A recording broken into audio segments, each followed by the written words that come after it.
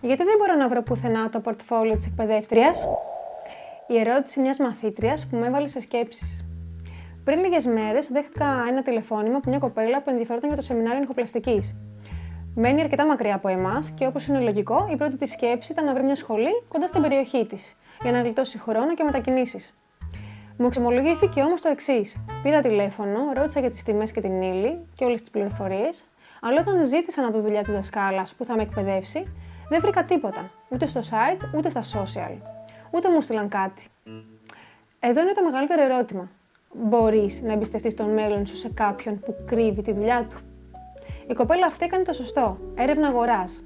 Δεν την ένοιαζε αν θα οδηγήσει μια ώρα παραπάνω για να έρθει σε μένα. Την ένοιαζε να βλέπει αυτό που θα διδαχτεί, να εφαρμόζεται στην πράξη με αρτιότητα.